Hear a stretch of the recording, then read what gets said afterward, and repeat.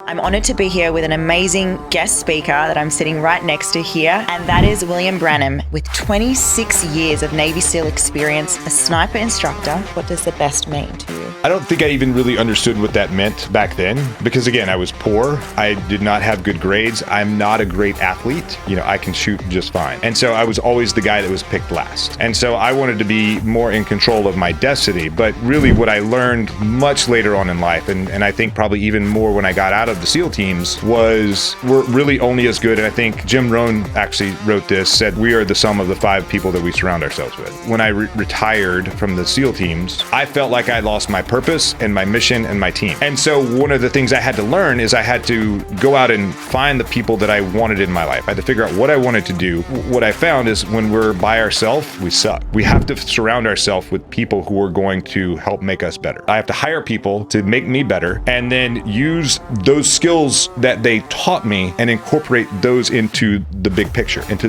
what I'm actually doing. Many of those people that I surround myself with to help make me better, to help make me the best at what I do, they're really good at certain pieces. So I go and get information from them. I get information from them. I get information from you. And I apply that to my life and my business and the things that I'm doing so that I can be the best at what I do. If you were to give that one key of advice to the kings and queens listening that will give them that opportunity of building their empire, what is that key? Welcome to the Queendom. And we are here with Keys to the Queendom live in LA, California, my queens and kings. I'm honored to be here with an amazing guest speaker that I'm sitting right next to here in a beautiful studio. And that is William Branum, Navy SEAL with 26 years of Navy SEAL experience. You've served for 26 years and you've cultivated a powerful mindset. His experience, extensive training, his experience as well, high pressure situations, a sniper instructor, and leading teams on operations ranging from protecting the interim in Iraq and elected to direct action missions in Baghdad and Afghanistan. With his extensive experience, William is here to share the lessons he learned, and that's going to also help you guys out there to create and develop a mindset of success. William, hello, my mate. Thanks for having me on here. I'm not sure what bio you just read, but that sounds like a pretty cool person. He's amazing. I'd like to meet him. And I just want to add, before we met, I think I sent you a voice note and I was like, it'd be kind of cool if we did some training session. I semi-regret that now. Something like you want to go, yeah, we can go roll around on the beach later. And I can put you through a little Navy SEAL workout. I definitely want to share with the audience, your story with the Navy SEAL. Before we do, I just want to break the ice. Fucking, you are amazing. And I know swearing here is allowed. I haven't sworn much today, so I wanted to just break that. Fuck yeah. Fuck yes. Get some. Let's do it. I'd love to hear more about your journey, your pinnacle moments as a Navy SEAL, what got you to become one, and how you became a leader. Wow, that's a big question. It's a bit of a 3-part, sorry. Right. So how did you begin? How did I begin? God created the heavens and the earth. I'm kidding. My mom and dad. My mom and dad, they met and some other stuff happened. So I grew up in a little town in Mississippi. It's backwoods. There's not a lot that goes on in Mississippi. And I was very poor, like, dirt poor. That was called poor white trash as a kid. I wasn't a popular kid. I was not a smart kid. I later found out that I have ADHD, which I thought I was just dumb, but I still did all the, I was always in the AP classes, sort of advanced placement classes, but really the real answer of why I was in those classes is because that's where all the pretty girls were. I'm a man with an agenda, apparently. You're smart. I did well enough in those classes, but I was heavily involved in the Boy Scouts. I liked hunting and fishing and being outdoors and things like that. And, we only had 3 channels when I was growing up. And so my heroes growing up were G.I. Joe, John Rambo, Knight Rider, David Hasselhoff. I forgot all about that until right now. We're in LA. Hollywood's right up the road. All the weirdness is coming out of right. you. And John Wayne. I grew up watching Westerns and things like that. And John Wayne was in a movie called Green Beret in Vietnam. John Rambo was a Army Ranger. So I always knew that I wanted to be part of some small elite military organization. I always knew I didn't want to be part of like the big army, big green machine, like all these people moving parts. I'm like, that's too much chaos for me. I want to be more surgical. I always liked the idea of being a sniper because I liked hunting and sneaking around and things like that.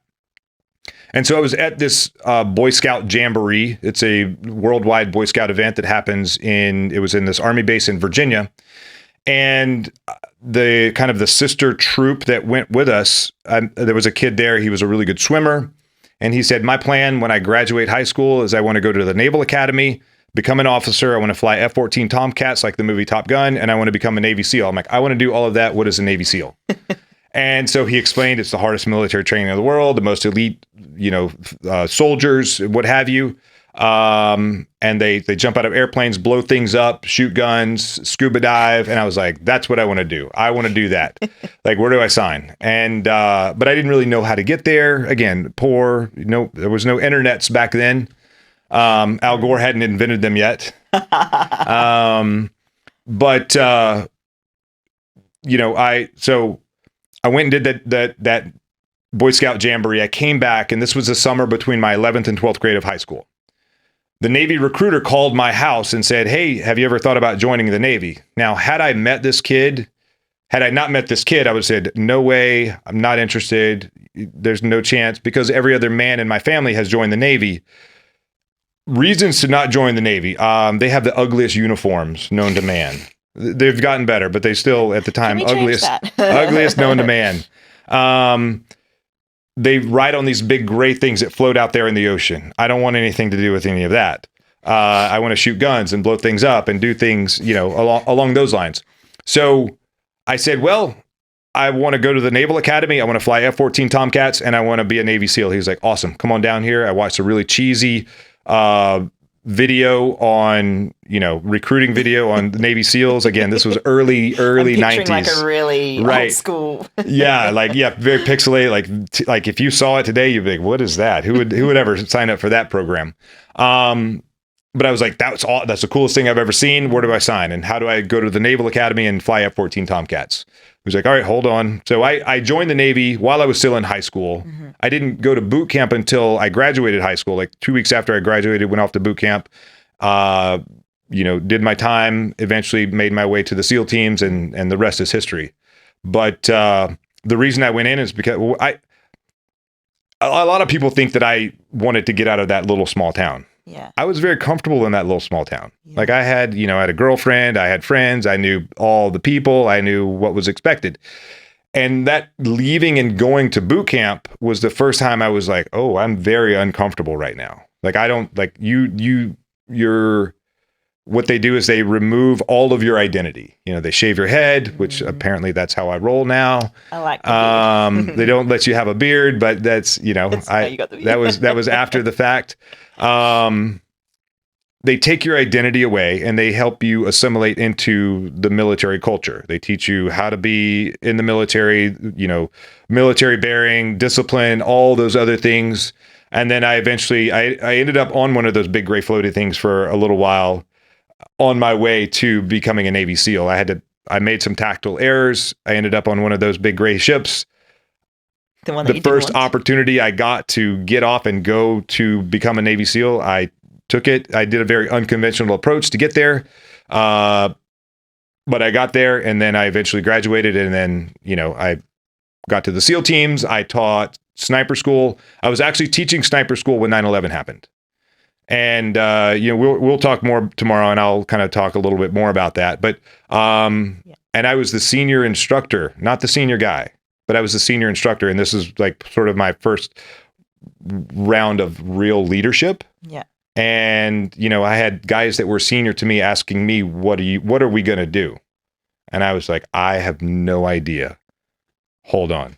And so, I'll share that with you later. But if you want to hear the rest of the story, maybe if you guys have an opportunity for me to come down and speak at an event in Australia, potentially we can make something happen. I can explain a little bit more. I want to bring this up because you said there were 3 generations of Navy SEAL in your family. Was that right? Just Navy people. They float. Yeah. My grandfather was, He was in World War II. Yeah. I have a picture of the ship that he was on, and there are these little stamps. And, we were fighting the Japanese at the time. And he was like, he told me lots of stories.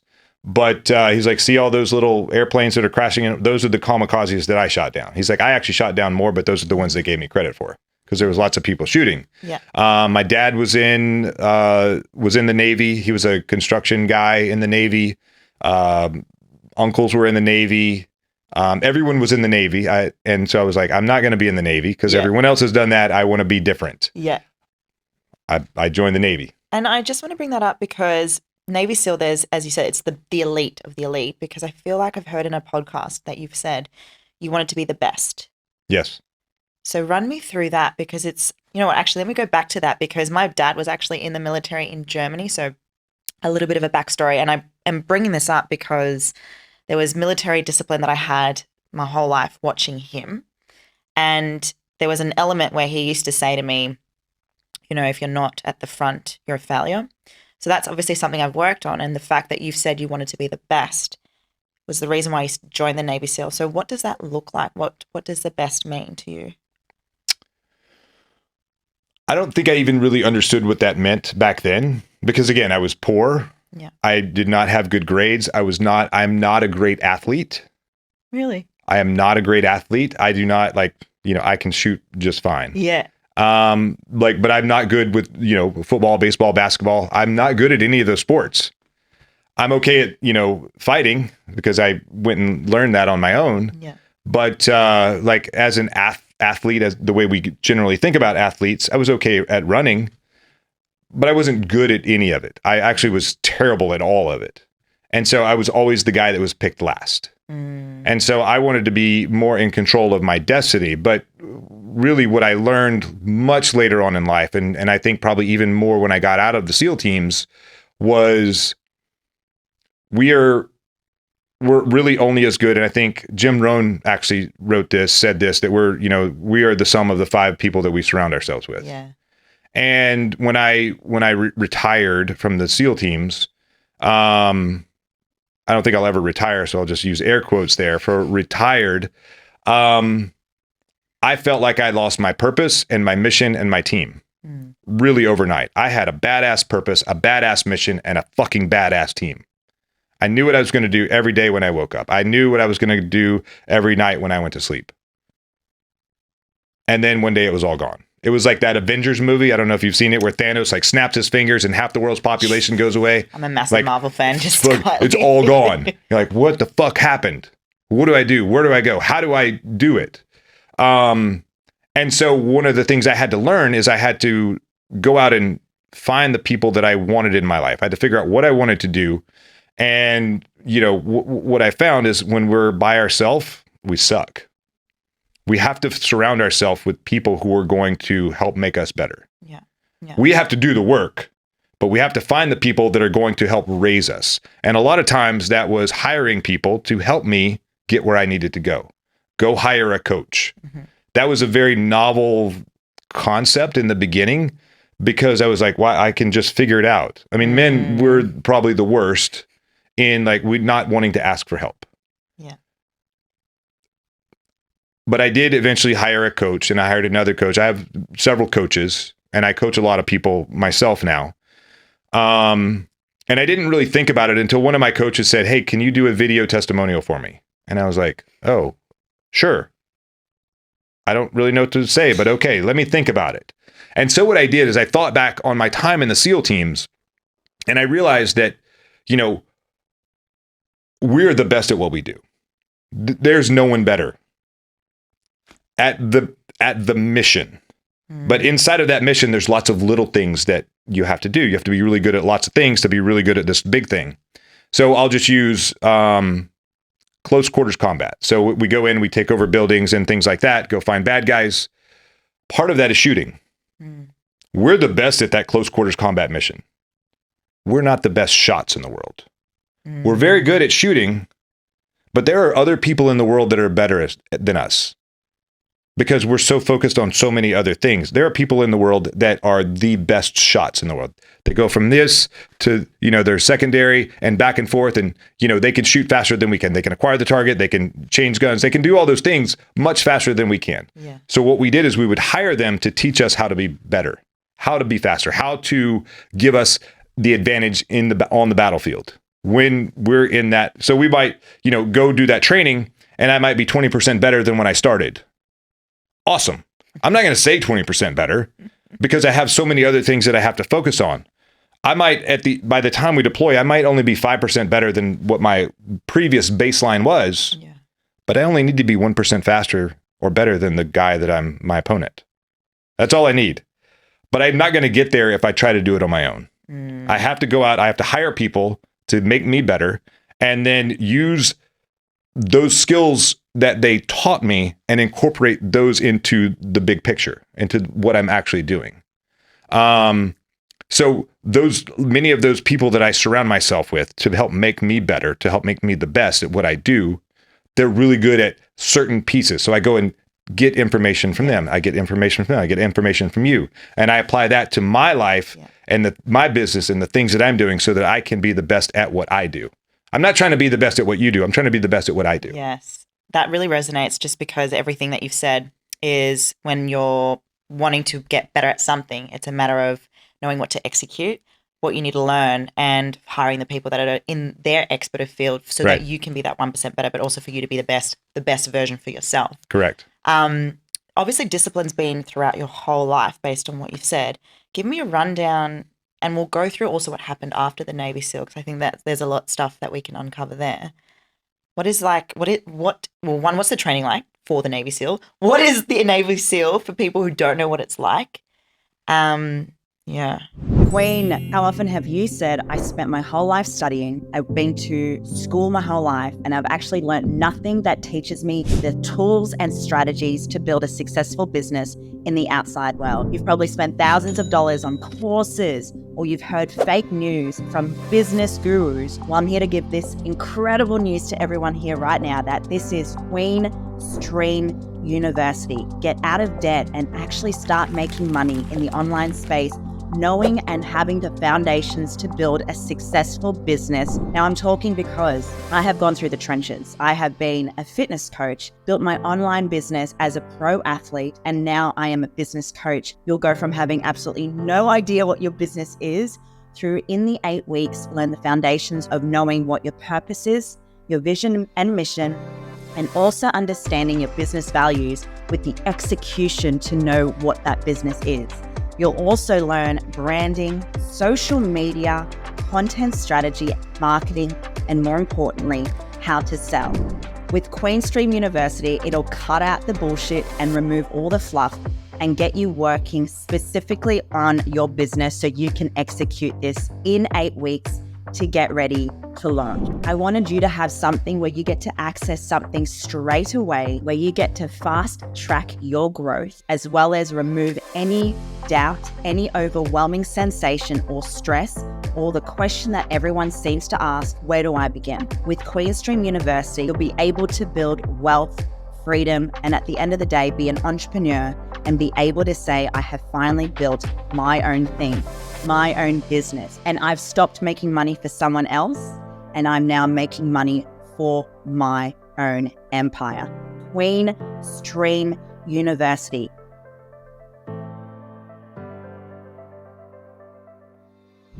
Before we go there, I want to, there was something I was in my mind and it jumped out. Maybe it'll jump back in really quickly. Tell me. Was that my fault? No, I should have kept talking. I stopped and I was like, wait, I remember this thing that I want to say. Give me a second. It will come back to me. Start talking and then I'll interrupt you. I'm going to interrupt you and then I'm going to come back. Yeah, I think as well. Oh, I know what it was. What? It was it had something to do with hiring a coach, being the best version of yourself. For you, yeah, and having an expert in your field. I don't remember. Maybe I'll remember it later. We can come back to it. Definitely come back. I promise. I do this all the time. Don't even stress. But yeah, training for the Navy SEAL. What was that like? So SEAL training. But when I went into it, I was like, how hard can it be? Yeah. So your mindset was kind of like, I'm like, it can't be that hard. I mean, I know everyone quits, but I don't quit. I'm not a quitter. I'm not good at a lot of stuff, but I'm good at like being at grinding. I'm good at sticking to something until I finish it. And, that was sort of my mindset going into SEAL training. I didn't really train prior to that. I should have. Life would have been much better, much easier had I not, but I don't do things the easy way. I do things apparently the hard way. So I went in, I learned that I hate running on soft sand. And I'm not good at it. So I had to learn how to run on soft sand while I was there. I got injured 3 times while I was in training. So training it's really it's not really training. It's really just a selection process. It's 6 months long, and it took me a short 13 months to make it through that 6-month block of training. Because I got injured several times. I got rolled back. I had to start over from the beginning. There are milestones along the way. Hell Week is one of those milestones. It's week number 5. It's 5.5 days. You're cold, you're wet, you're miserable. 70% of the people quit from the day 1 to Hell Week. And then during Hell Week, 70% of those people that are left quit. wow. 70 to 80% of those people actually quit during Hell Week. I remember going through Hell Week, and, at some point I looked up and I was like, where did everybody go? Like, I didn't see them quit. They were just gone. I saw guys quit in the beginning, but one of the things during Hell Week, and this goes back to who you surround yourself with, is I was in boat crew 4, and we had guys that were weak. We had guys that didn't want to like put forth the effort, that didn't want to like really be there. And they're like, I'm out of here. I'm going to quit. I don't want to do this anymore. And I'm like, beat it. I've been here for like 9 months, and I finally get to do this. Yeah. Like, I've been looking forward to this for a long time, for years and years and years. And I finally get to be here.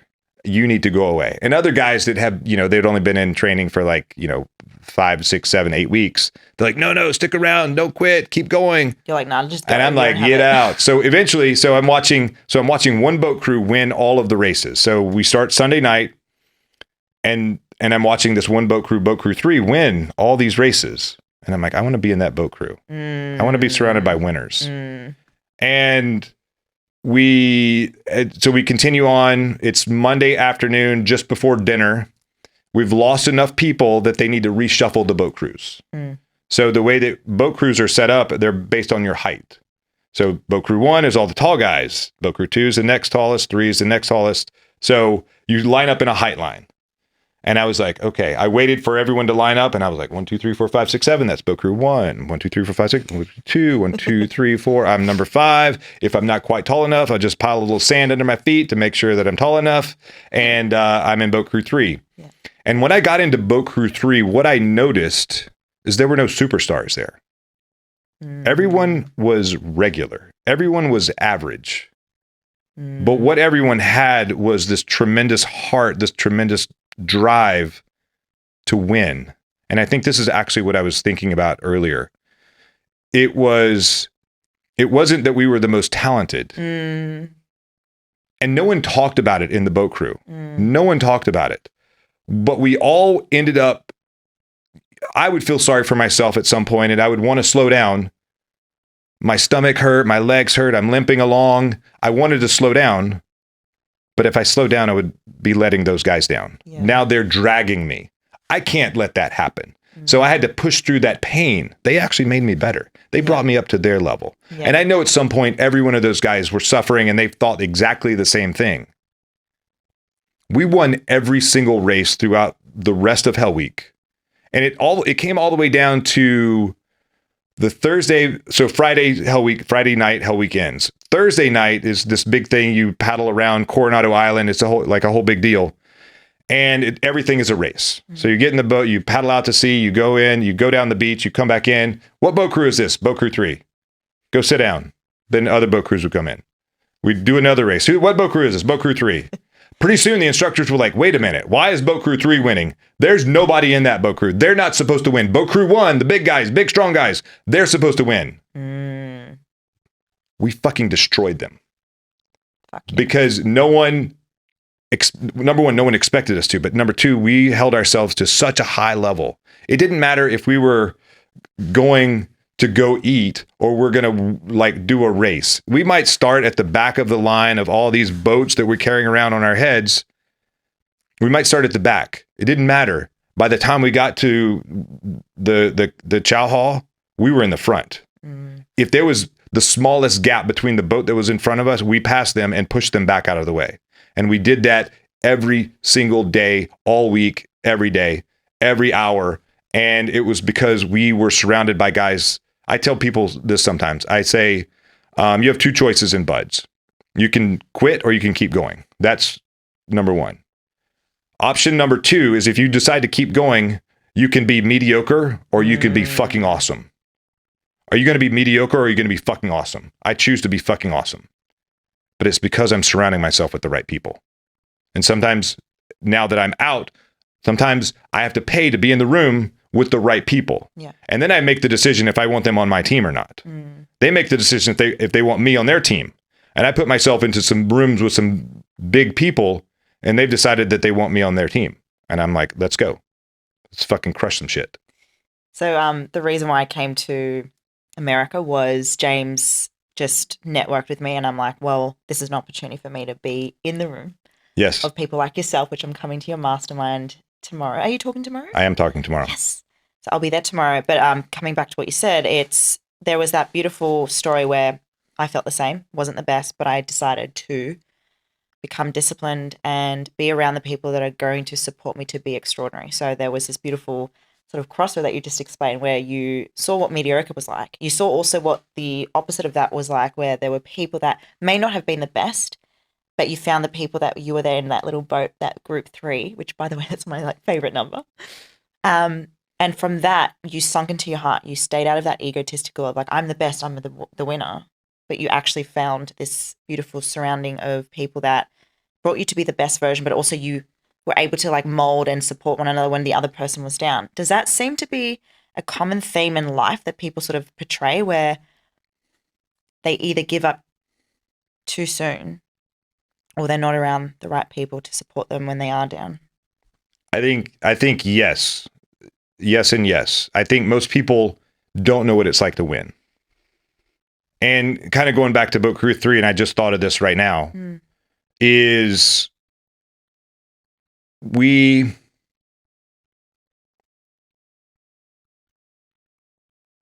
even though we won every single race, Congrats.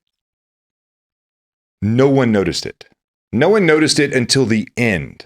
Really? We won they were winning races from Sunday night all the way through till I got in the boat crew Monday night, all the way through till Thursday night was the first time the instructors really noticed that boat crew 3 was winning every single race. We knew we were winning every single race. We did not look for recognition. We didn't look for anything. We looked for the next race to win. That is a lesson that we have to learn ourselves. Yeah. Like, just because you're fucking crushing it doesn't mean anyone's going to pay attention to you. Yeah. You just have to keep going and keep winning and keep doing the work, showing up for yourself every single day. You know, there's a saying that Rome wasn't built in a day. Yeah. I guarantee you, Rome was built every fucking day until it became an empire. And then it kept being built after that. When we become that empire and then we become mediocre, we become lackadaisical. We're like, this is good enough. Every failure that I've had in my life has been when I'm like, I'm comfortable. I'm okay. I'm on top. I'm whatever. Every time I've had that thought, I've had massive failure, whether it was in leadership and career, in whatever it was. The times when I have been ultimately successful are the times where I've been extremely uncomfortable. I can't do enough. I'm continually working. I'm continually grinding, continually trying to win, continually trying to get to the front. Those are the times where I've been successful. But also what you said before, allowing yourself to not have to need to be validated by other people. Correct. Right? And I think that a lot of people do sort of fall into that trap. It's like, I need to be recognized for what I do. And then they put too much energy into that and then they end up going backwards. Correct. Which is really fascinating that you brought up. So many beautiful parts are coming up for me. So I really love that you're bringing in the mediocrity, building your empire. Before we dive into wait till tomorrow. I'm going to give you a whole lot more. You're going to slam it in. Yeah. I know. Obviously, there were a lot of hardships that happened in Navy SEAL. Sure. What was your most like, fuck, the most horrible point where you were like, how the fuck am I going to get out of it? And how did you? The hardest part is losing guys in combat. Yeah. There have been times where, you know, we would go out for a few hours and we would still be out for weeks later. That's a hard thing. You leave thinking I'm going to come back and I'm going to sleep in my own sleeping bag or my own little room on the base. Oh, I'm sleeping on the ground out here in some place where people are trying to take my life.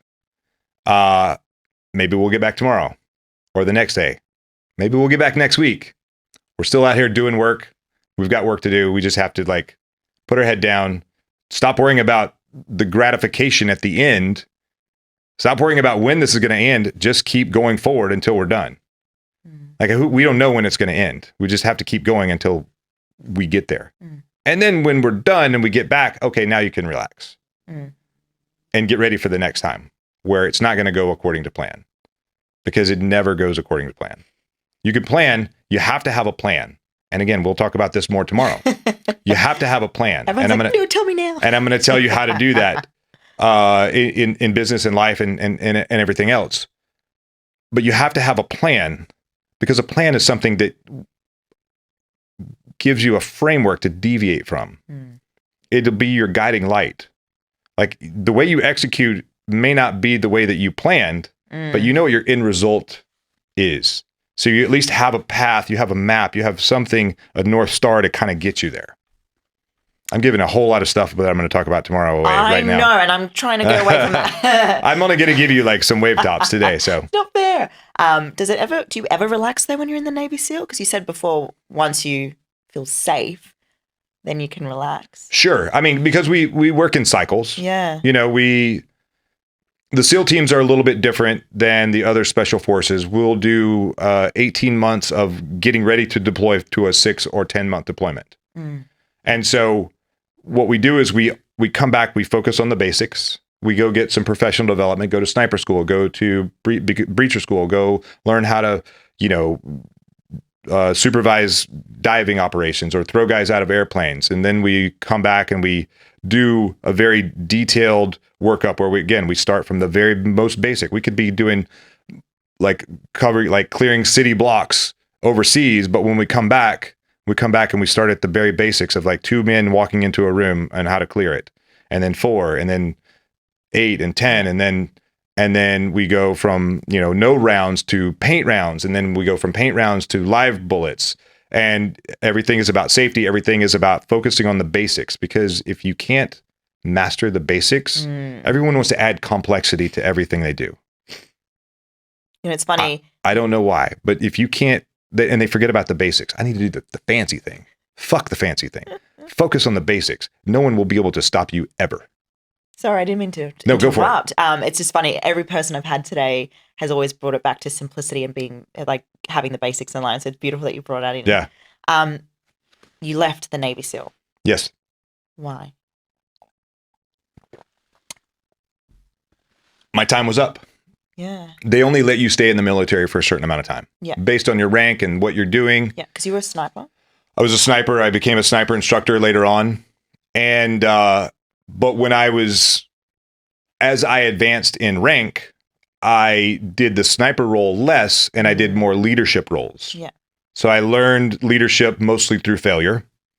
You know, being a sniper instructor, I ran the sniper course for, you know, and again, I was in charge, and I had guys that were more senior to me working for me. I had guys more senior to me going through the course. And so that can be a mind fuck, because you have this military rank structure, the senior guys are, you know, but we also have and this is, you know, this works in the corporate world and entrepreneur world, whatever. You know, we respect the position. It's not always about the rank. It's about the position. Like who's earned that position? I earned that position. I don't know if I wanted the position, but I was given to it based on what my skill sets were. And so the leadership said, okay, you're running this. okay, I'm going to figure it out. But again, it was always being put into those uncomfortable positions is where I thrived, where I did a really good job, because I never knew what good enough was. And there was no way I was going to be good enough.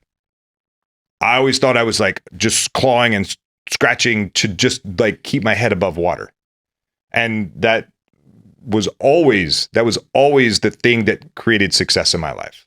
Every time this is good enough, I kind of had that mediocre mindset. Massive failure. Yeah. I going back to how you were broke, I was homeless too, so I really connect with you on that too. So I get from a perseverance, survival mechanism, but also more, not survival mechanism, but almost like life was about a survival game for myself. Sure. But I loved that you brought up, was I even good enough in positions where, other people were older than you, more senior than you, but they obviously put you in the position you're in because there was something in you. You Sure. had drive. You believed in yourself and you were committed to it. And I find a lot of people these days when they're building their business, or even just entrepreneurs these days, or leaders, or say that they are leaders, right, they don't understand the level of discomfort they have to go in. They're not committed in themselves, and they don't have the heart, is what you said too. Yeah. And I really want to bring this forward because I feel like the next question is important. When you found yourself comfortable, was it when you left the Navy? No, that was the most uncomfortable I've ever been. Wow. Tell me more. I say that my transition from the SEAL teams, from the military to civilian life, is the hardest military mission I've ever been on. And I'm still on that mission today. In the military, you have people that are in front of you. There's a path. It's a clear path. If you want to be successful, they're going to give you the path, and you just have to do the work. In this weird entrepreneurial world, let me back up. I'm not a 9-to-5 kind of guy. Me neither. I've spent enough time in cubicles, even in the military, like, because you have to go do these admin jobs and then you go back to the teams, and it's just part of the process because they're trying to make you more well-rounded. I hate sitting in a cubicle. I hate that stuff. I could go sit in a cubicle right now and make $150K a year, just doing nothing really. That doesn't drive me. That doesn't make me happy. That does not fulfill me in any capacity whatsoever. So I will never do that job.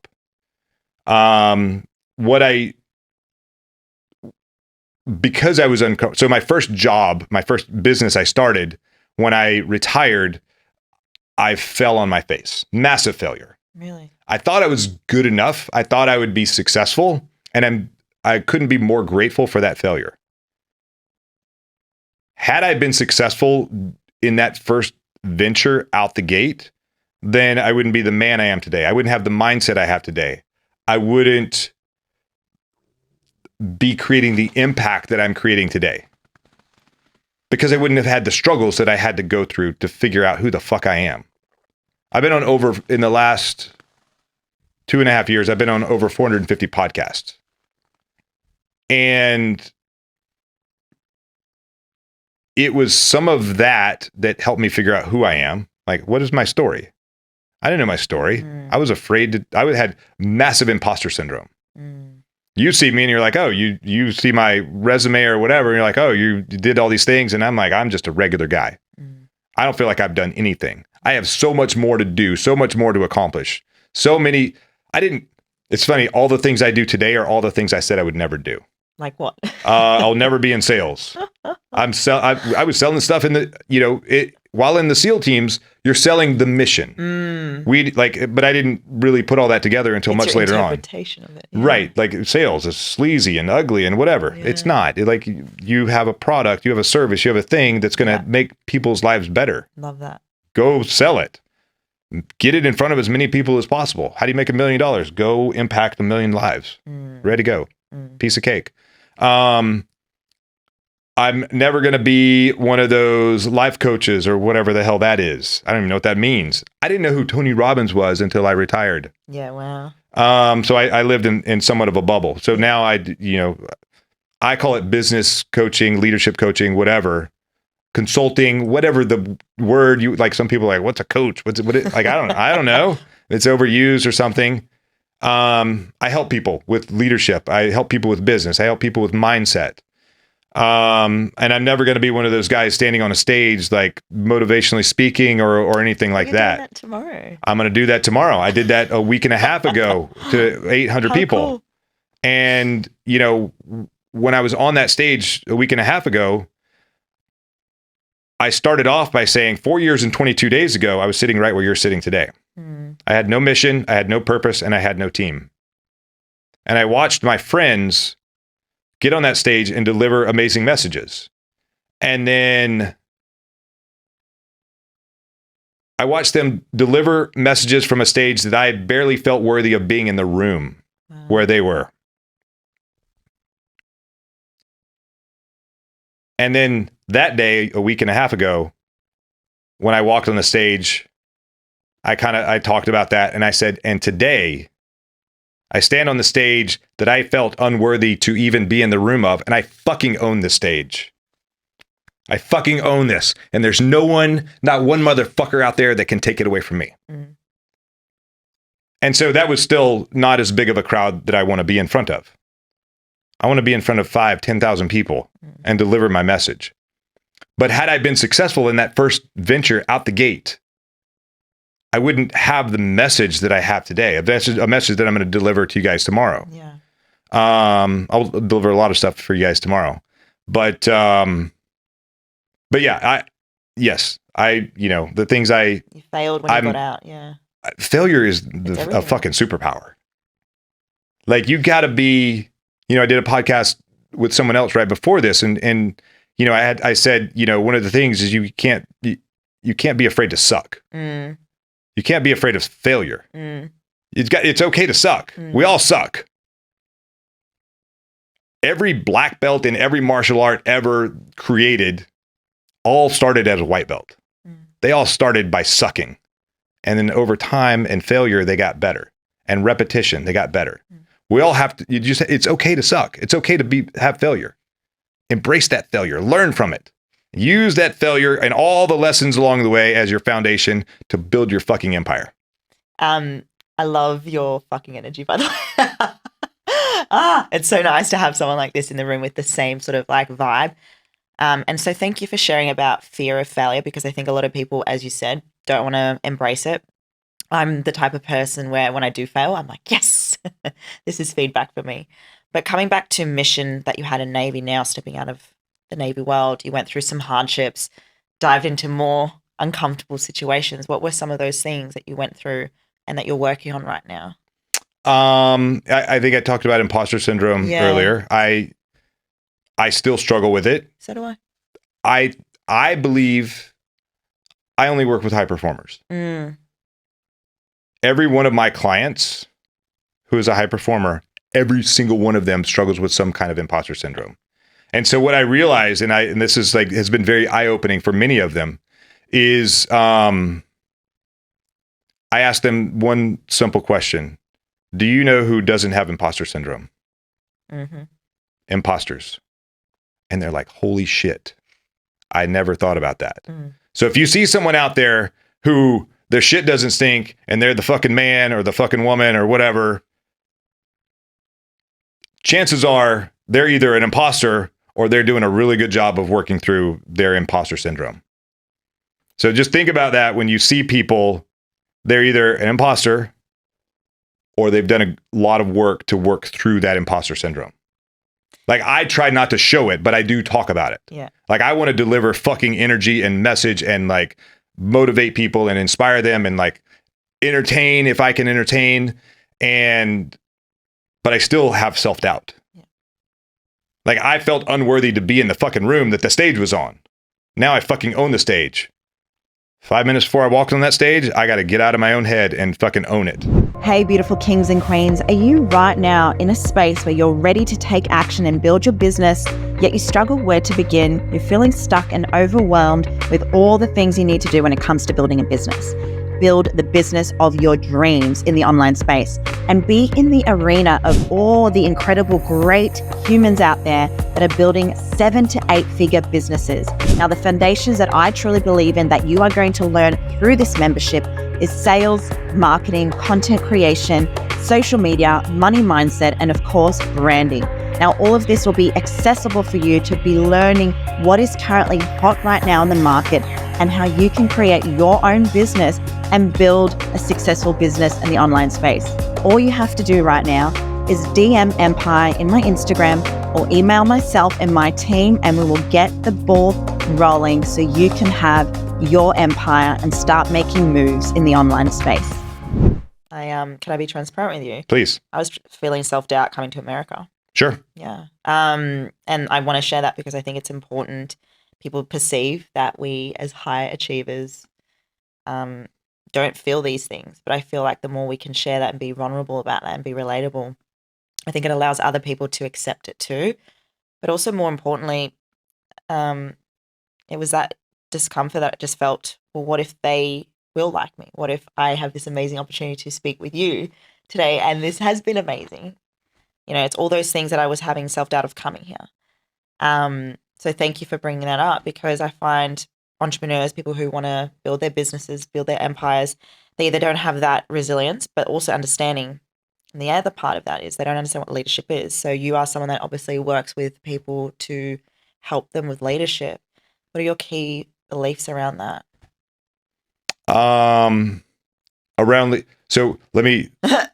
Before I go into leadership, I will come back to leadership, but I just wanted to kind of follow up with sort of the imposter syndrome thing. It happened to me last week. I was hired by a group of, and I didn't even know who all was going to be there, but it was a group of 9 men, and they're all 7, 8, 9 figure entrepreneurs. They're very successful. I knew what I was going to give or train. I've given pieces of it, working with different coaches, different programs, different whatever. This was the first time I was running my own event for these men by myself. I wasn't doing it under anyone else's umbrella other than my own. And so I felt pretty good about it until those guys rolled in. And there were some yoked motherfuckers in there. And I was like, and I'm not in bad shape. I'm in pretty good shape. Yeah. And I was like it started to take over, that imposter syndrome, and I had to fucking own it. I had to be like, nope, fuck that. This is my world. This is my stage. This is my event. I'm here to serve. I'm here to give. I'm here to provide tremendous value. I had to get that right in my mind, but I had to go through many different evolutions of failure and failure and failure, and do it right and do it wrong and do it wrong and do it right, in order to be able to combat that imposter syndrome that almost took me over. Yeah. But I had to fail a bunch of times before I got there. I had to do the self-work. I had to do the deep work. Just because you see something on a resume doesn't mean that I'm going to be like what you expect. I want to be better than what you expect. I want to over-deliver, but I have to do that work in the first place. Yeah. And so that comes back to leadership. Most people, and this kind of goes back to something we were talking about earlier, people think that you're, because of their position, the boss, they're a leader. Interesting. Most of the time, those are the worst leaders because they don't know how to lead. Oftentimes, those people don't even know how to lead themselves. Before you can lead anyone else, you have to learn how to lead yourself. I tell leaders all the time, learn how to follow before you learn how to lead. Learn how to take orders. Learn how to have other people tell you what to do. Figure out what you like and what you don't like. You don't like people just like yelling at you, telling you to go do something, and you don't want someone telling you what to do and not being kind about it. Yeah. You want clear and concise expectations of what the deliverable is, and then you go and deliver it to the best of your ability, right? Right. Okay, so why are you just like upset with people when you're not giving them clear guidance? Like, learn to lead yourself. Like, be the example. Show up before everyone else. Leave after everyone else. if you're out like on vacation, on holiday, you know, expecting everyone to do the things that they're supposed to do, and you've taken more holidays than anyone else because you're the boss, it's your company, why do you expect them to work harder than you? You as a leader should actually be doing more work. You should be setting the example. You should be leading from the front. You should be leading by example. You should start by leading yourself. When you start leading yourself, people will notice, and then they will start leading you. They will start following you. You won't even have to ask them. This just came up because I have a team, and at the start of my company, I remember I was very much not a leader. I blamed. I was the same. Oh, and I reflect on it now, and I'm so grateful that they're still around, because I realized everything that I was blaming them for was a projection of me. And I know you understand that from that deep work that we've had to fucking do with life and the missions we've been on. I have this belief that leadership is communication, honesty, responsibility, being vulnerable, and showing up. Do any of those resonate? Every single one of them. Yeah. Every single one. So you see my shirt, it says get naked. Been meaning to ask you that. I told you, I have a message. I will not let you forget. And what Get Naked originally started off as was about taking that ego that I was carrying around, take that baggage that I was carrying around, take that armor that I was hiding behind, take that off, set it in the corner. Be vulnerable. It's not until you expose yourself and you become vulnerable that you can find the healing that you actually need. If you're hiding behind this thing, no one's actually going to take you seriously. One of the hardest things as a leader, or as a man, or as a woman, or as a high performer, hardest thing as a high performer is to ask for help. Yep. That was the thing, I think, that, and I've never wanted to ask for help. I always thought that was a sign of weakness. Always. I still struggle with it, but I have done enough work where I go and I actually ask people for help. And I just remember the name of the app. So there was an app called Clubhouse. I don't know if you guys had it in Australia. Oh, it was it was a social media app. Everyone got on it. And it was launched right as COVID happened. It was like live podcast, Q&A, whatever. And I'm trying to like figure out like who I am, my brand, what am I doing, how to sell CBD products or whatever it is. And people like get on Clubhouse and start talking about it and all this other stuff. And I was also trying to work on being vulnerable, and I was starting to work on getting on podcasts. Okay.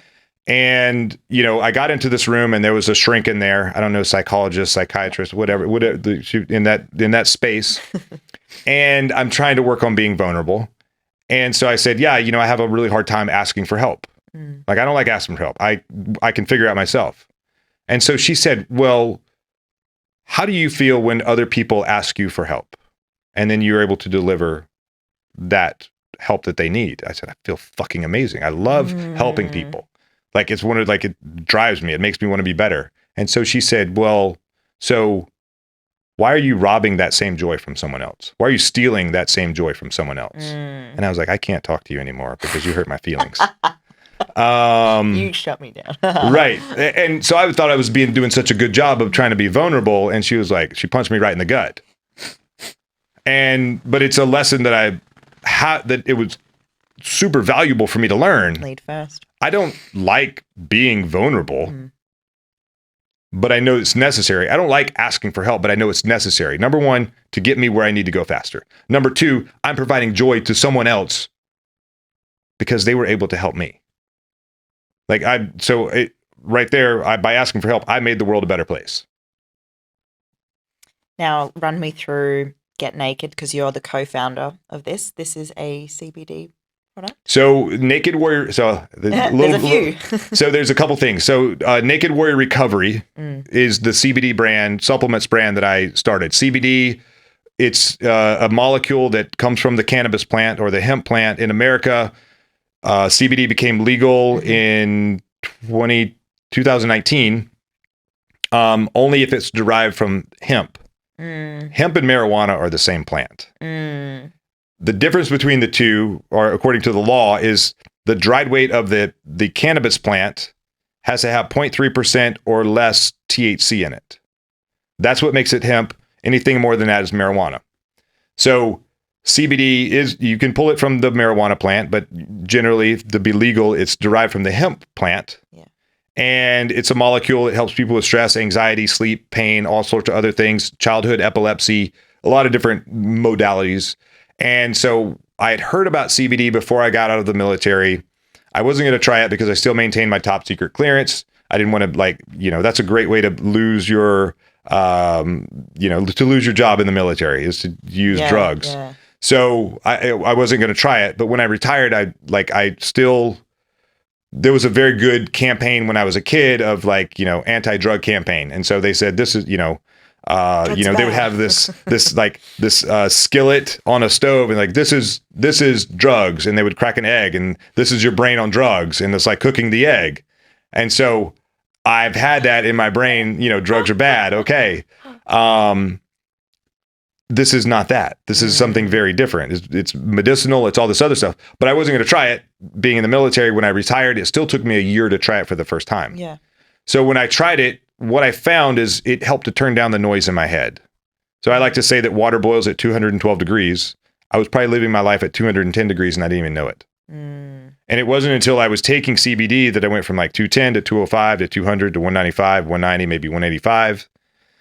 I still didn't even realize that until I stopped taking it and I started getting closer to that boiling point again. Wow. And I was like, why are things that weren't bothering me a few weeks ago bothering me now? And I was like, maybe it was that CBD thing. Let me try a different brand. I had very similar results. And I was like, I think I want to be part of this industry. Maybe this is my new mission, my new purpose, and I need to build a new team. And because when I left the military, that I felt I lost that mission, purpose, and team. And I met a girl at an event that was putting CBD into kinesiology tape. And I was like, I tracked her down and I was like a little bit of a stalker. It was at that one event, that first event where I was like, I don't deserve to be in this room with all these successful entrepreneur, whatever people. And I was like, hey, you're the CBD girl, right? I want to do CBD. She was like, you want to do A to B, B to B, or B to C? I was like, I don't know what those letters mean. I want to do C, B, D. And so she was like, okay, well, why don't you just start your own CBD company? And I said, I don't know how to do that. And she leaned in and she said, you are a Navy SEAL. You can figure it out. So I politely asked her for my man card back, first of all. Put that in my pocket. I'm not giving that up again. That was too easy. Yeah, I'm a therapist at least. Right. Yes. I'm like, this is terrible. This sucks. And so I found out that it's a dirty industry. I wanted to focus on having the highest quality product. And so that's where Naked Warrior Recovery came from.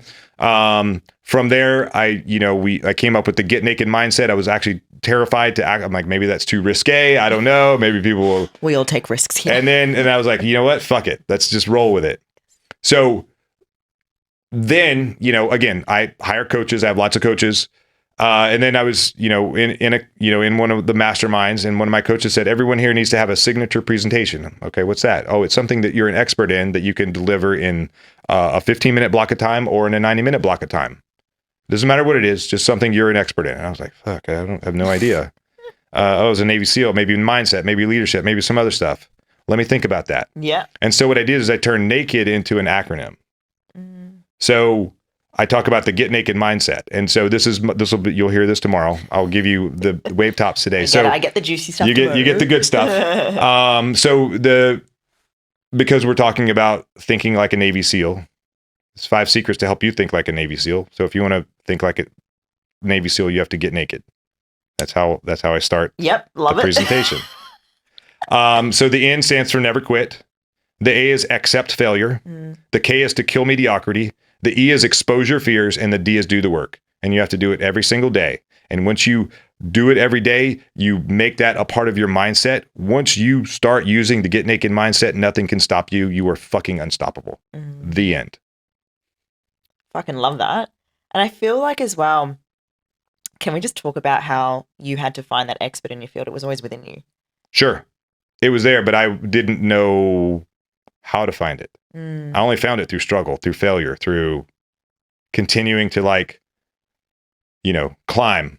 We all feel like we deserve praise at some point. And we talked about this a little bit earlier. Like, Boat Crew 3, we won every single race and no one noticed.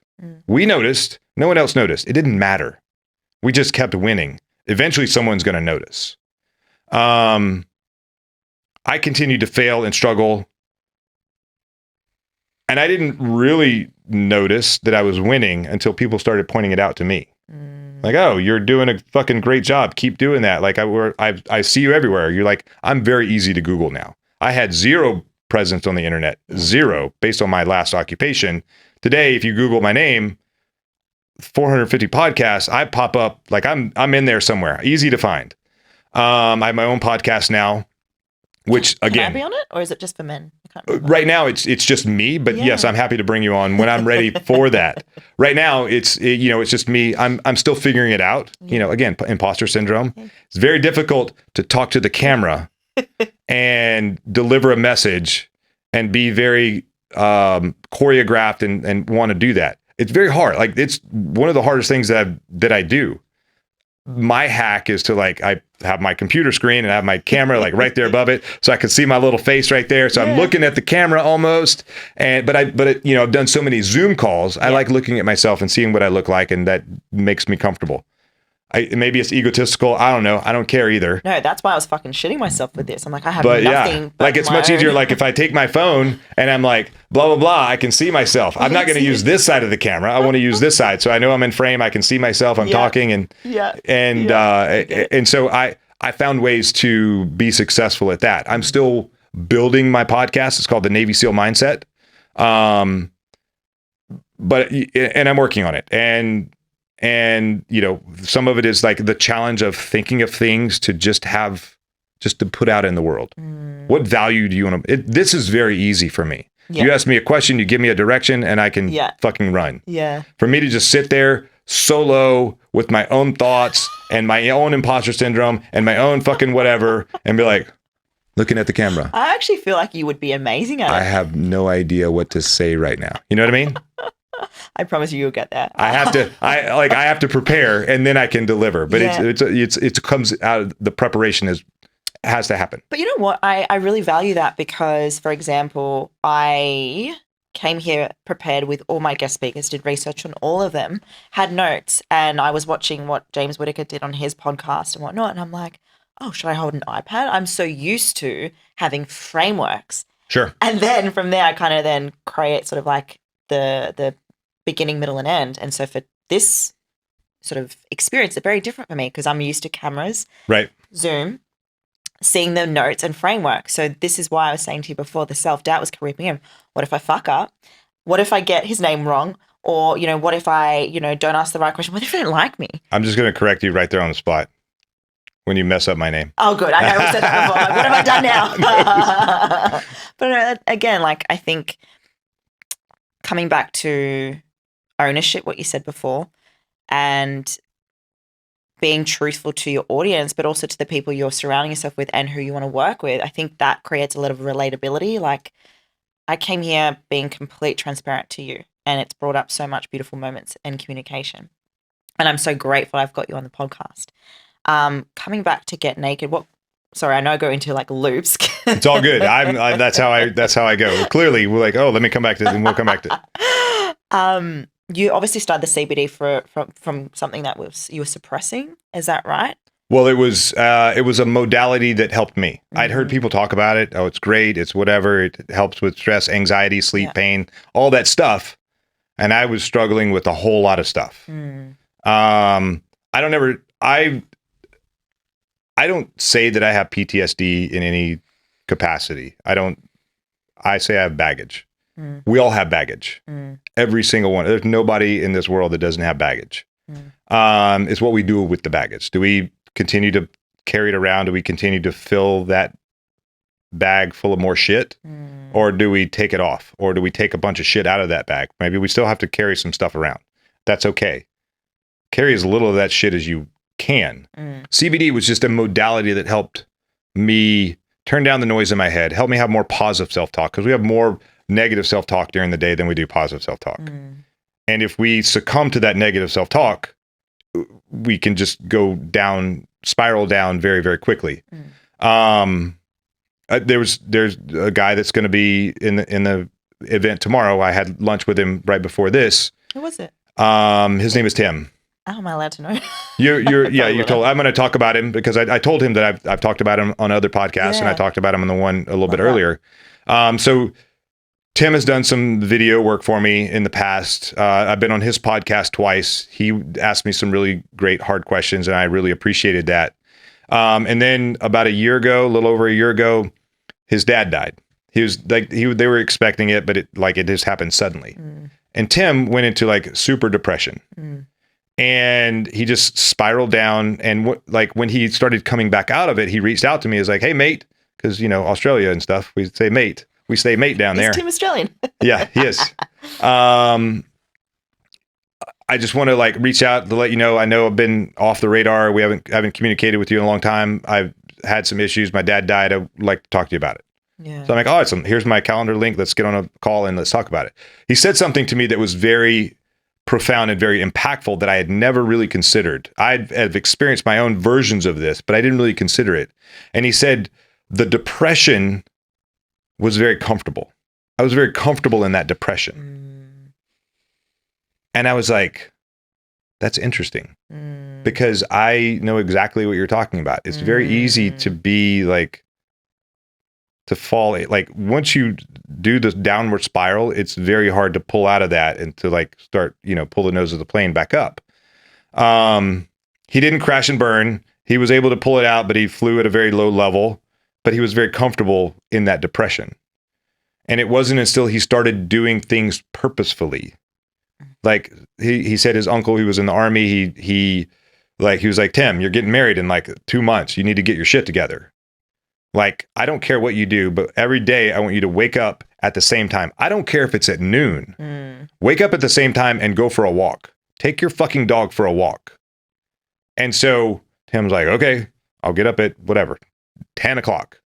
And so every day he would get up at 10 and he would take his dog has got to go for a walk. And then he's like, things started getting better, but he was ready to come out of that. Yeah. Because he let himself become comfortable with those negative self-talks and I don't need to do anything. So CBD was just something that helped me turn down the noise, my negative self-talk, so I could have more positive self-talk. Then I could so I started reading, I started listening to podcasts, I started to improve myself. I knew I wanted to be better. I just didn't know what it was. I had no plan. I thought I did. I thought I had a plan. I fucking failed miserably. Now I will never be okay with, nothing will ever be good enough for me. I'm on this fucking trajectory. I want to speak to bigger crowds, more people, more impact, create more podcasts, sell more stuff, coach more people, just fucking provide fucking massive impact to the world. That's what I want to do. That's my mission. But I had to go through massive failure and massive negative self-talk and all sorts of other shit before I could get where I am here today. I'm bringing this up because I think it's really important for the listeners to hear this. You started off as an identity, as the Navy SEAL. You then transitioned into a new identity. And I think this is just a beautiful message for people who feel like when they've just been known as one thing and they walk away from that. I know you said that you're still part of the Navy SEAL, but you've just expanded yourself. Right. You're not just this one thing now. You're a speaker. You're doing podcasts. You're coaching people. You're a business person, business coach. You are showing people that there is so many other options that you have.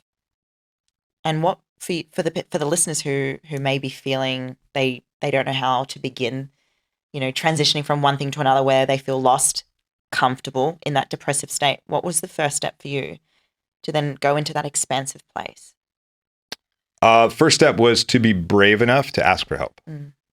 That's really the hardest thing, is being brave enough to ask for help. But after that, I had to make a plan. And how I got here was not linear. It was not a straight line. Never is. There was lots of highs and lows and lots of failure along the way. Again, it took me a long time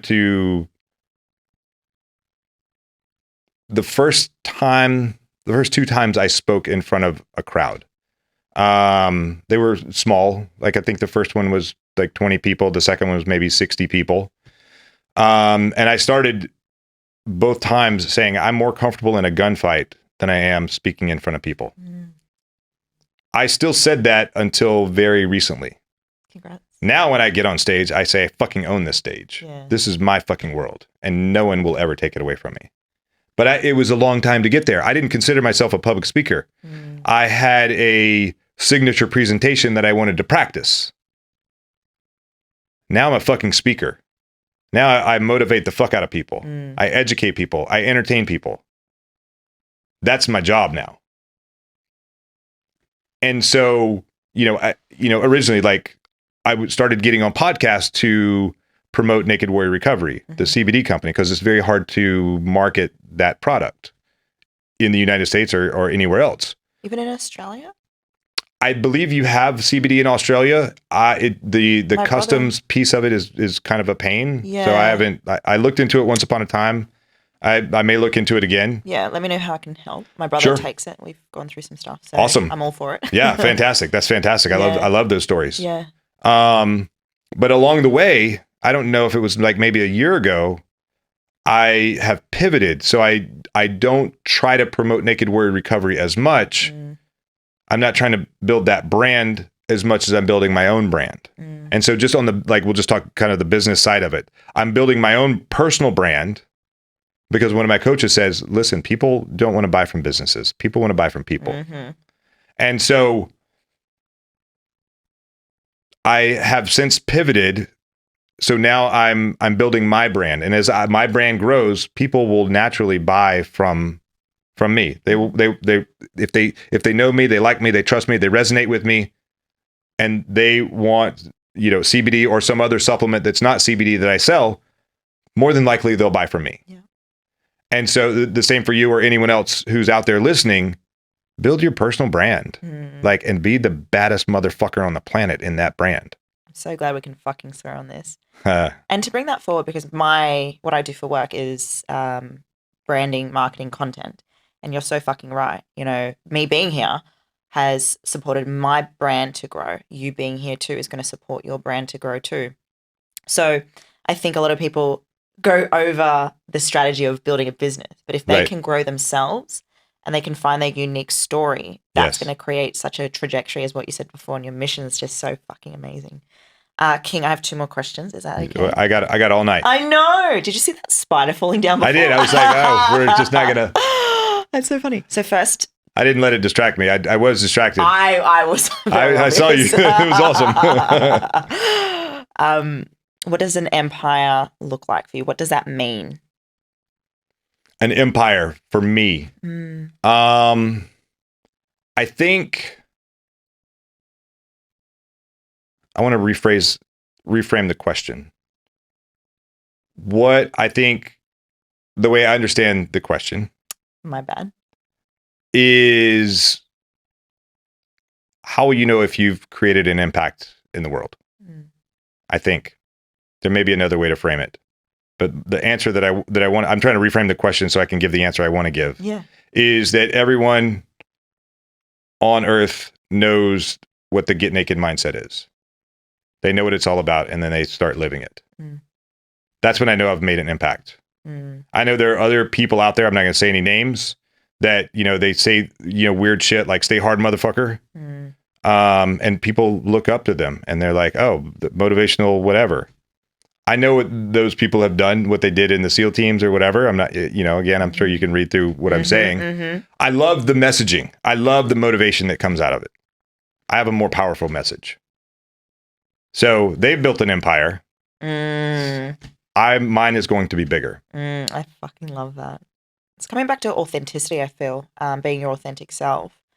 Because I feel, I don't know, that seems to be like, I feel like a very old school approach that people are doing. What you explained before with the Navy SEAL guys that you've just mentioned, I feel like that's very ego driven. Am I right in saying that? I think, I mean, we could talk about that. I have a lot of thoughts on that. Well, I just believe the more true you are and the more real you are and authentic, that is going to be read more rather than people. But then you were saying people buy into the fuck you, this is how it should be, da da da. Well, I mean, when you talk about brand, that's a fucking great brand to look at and study. But is it authentic? I think it is because there's so much hate built in there. Yeah. It's authentic to them.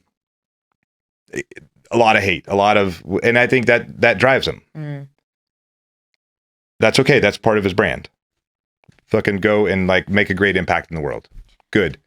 I think I'm finally seeing. you know what I mean? Yeah. And I'm, if anyone wants to know, you can reach out to me and I'll give it to you. Off camera. I'll tell you who we're talking about. Because I just talked, about it right outside before this. And when people mention his name, I'm like, who? I've never, and they're always shocked when I say no, I don't know who they are. But it's amazing because he has an impact around the world. Yeah. I've been on I've talked to people in almost every fucking country. Everyone knows that name. One of the things that I'm on the bandwagon now, so I'm going to say it and then I'm going to move on. One of the things that I don't like about him and his brand is he says that no one did it other than him. That's bullshit.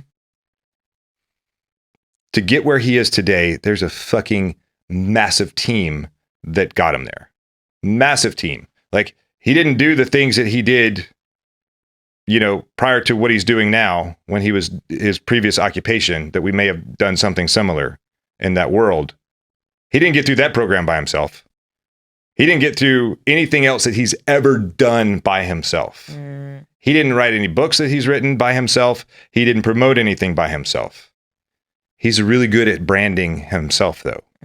So use that as you don't have to, you can love him or hate him. I don't care. It doesn't impact me at all. If he motivates you, fuck yeah, go for it. If you're annoyed by it, learn what he's done on the branding side and use his success as a blueprint. Yeah. You don't have to be I think he's authentic because he has so much fucking hate. Yeah. I think you're authentic because you wear everything that you preach, everything you talk about. Thank you. You walk around, you are your brand. I do the same thing. I struggle with it still. When I talk about never quit, accept failure, kill mediocrity, expose your fears, do the work. I still find myself you're always going to see me wearing something that says get naked. Hat, shirt, socks, I think whatever. It's coming back to the embodiment too. Right. And when I get on stage, I don't care how big, whatever, I'm wearing jeans, flip-flops, and a t-shirt. I fucking love it. I'm fucking authentic. And I've struggled with that. I've talked to lots of people and they're like, and I'm like, I don't know, should I wear a suit with a little trident and some other stuff? And I do sometimes, depending on the venue, depending on what they're paying me, whatever. But if I have the option to walk out there exactly the way that I'm dressed right now, I'm going to do that because I want you to see my authentic self. But I didn't get there kind of I wasn't sure if I should use get naked or not. I was like, I don't know. Maybe people will judge me. Tim Grover, who was Michael Jordan's coach. I love his book, Relentless. Yes, and Winning. Both of those books are fucking amazing. And one of the things that and I got to speak at the same venue as Tim once. Wow. And I tried very hard not to be like a giggly little girl. Oh my God. It was like I saw, I was flying from Canada where I did a speaking event back to California. And then I saw on the itinerary, I'm speaking, some other people, Tim Grover. I was like, I would have came. Oh my God. It was ridiculous. I was like, okay, get your shit under control. Just don't be a little groupie, whatever. I got to spend a little bit of time with him. I was totally no big deal. You're just a man, Did you get whatever. A photo? What's that? Did you get a photo? I did. Good. Yeah. And actually a buddy of mine introduced me, and then the guy who was running the event, who I do some work for now, that I paid to be in his circle. Now I'm on his team and we do some other stuff together. He was like, hey, come over here and talk to Tim and whatever. I didn't tell him I wanted to. He just said, I want you guys to spend some time together. But one of the things that Tim talks about in his book is flexing your id-gaf muscle. Do you remember what the id-gaf stands for? I got you. Please help me. id-gaf stands for I don't give a fuck. Yeah. So that's something that I've had to continue in my life. It doesn't matter if it's a shitty relationship that I've been a part of, or some like fucking failures that I've had or whatever the thing is, thinking about how people are going to judge what I say, think, or do. That guy we were talking about earlier, he flexes his id gap muscle like a motherfucker. Yeah, yeah. I feel like when you want to get to the top and build your empire, you really need to hone in on that. 100%. That I don't not give a fuck what anyone else thinks, says, or does. Yeah. You just be you authentically. Flex your id gap muscle. And so anytime I say that or think that or whatever, I'm sure he didn't come up with that himself. Like he learned, he's a very smart man. He's learned a lot of shit along the way. But like when I think about that, I always have to give him credit for flexing your id gap muscle. I'm always fucking flexing my id gap muscle. I love Tim Grover. Yeah, wow. I'm so glad you brought that up. When I was an athlete, I was reading that book because I was all about the athlete mentality. And I think it's the same in business, the same in healing, 100%. the same in everything. How you do one thing is how you do everything. King, I want to finish this off. As much as I want to keep talking, I'm going to see you tomorrow anyway with all the goodies. I always finish off with this question. And the question is, if you were to give that one key, which you know you have dropped so many fucking good keys today, but that one key of advice to the kings and queens listening that will give them the door, that opens that opportunity of building their empire, what is that key? Make bold adjustments. And let me qualify it. I like that. When I was teaching sniper school, when I would go back to the SEAL platoon and we would re-sight in weapons, maybe get a new weapon, new optics, new whatever. Guys would, the bullseye is only 25 yards away. You get on paper, like at a close range, and then you move the target further out. Well, you would think that a bunch of Navy SEALs would know how to sight in their fucking weapon. That is a false assumption. Many do, but many do not. And so I would be running the range because I'm the sniper, I'm the expert, I'm that guy. And I would watch, and I'm, running the evolution, making sure everyone got on paper, got what they needed to do before we moved to longer ranges. And I would watch guys. They would take 3 shots, and they would make small adjustments to their optic. Make 3 more shots, make small adjustments. Like, my fucking scope is busted. This is busted. The gun's broken. It's not working properly. And so I would go up to them and I would say, can I see your gun for a second? And I would take it and I would adjust like this, like just over adjust. And they're like, what the fuck are you doing? You're going to break my shit. And I'm like, I understand. Just go ahead. Would do me a favor and like take 3 more shots. So what would happen is their impacts would move from the left side of the paper all the way across to about halfway to the right side of the paper, but they would be much closer to the bullseye. Then they could make these smaller, more minor adjustments, still kind of bold, but less bold to get back. Maybe they would overshoot and they would eventually come back to find the bullseye that they were looking for. If they continued to make these small adjustments, we would still be out there on the range right now, fucking 6 years later, trying to get on target. Sometimes the right thing to do to build your empire, to get on paper, to hit that bullseye, is to make these bold adjustments. Sometimes it's to do the fucking opposite of what everyone tells you to do. So that key right there, I think, will open a lot of doors for a lot of people. I have like a mic drop moment just there. That was fucking amazing, King. William, thank you so much for being on Keys to the Queendom. Where can everyone find you? How can we support you? This is one of the things I always want to end with the podcast is how can we support you? I would say I'm gonna break rules. Everyone says send everyone to one place. I'm gonna send you to a couple of places. All of it. The big one I'm gonna say is if you want to learn more about how to think like a Navy SEAL, to get naked mindset, go to 5sealsecrets.com. Put your information in there. Get the email. If you want to reach back out to me, that email comes from my email address. Just reply to it. Check your junk mail. And let's have a conversation, or just read that PDF that I'm going to send you and apply it to your life. If you want to follow me on Instagram, I'm william.r.branum. I'm on Facebook and LinkedIn and wherever else, Instagram. That's where I spend most of my time.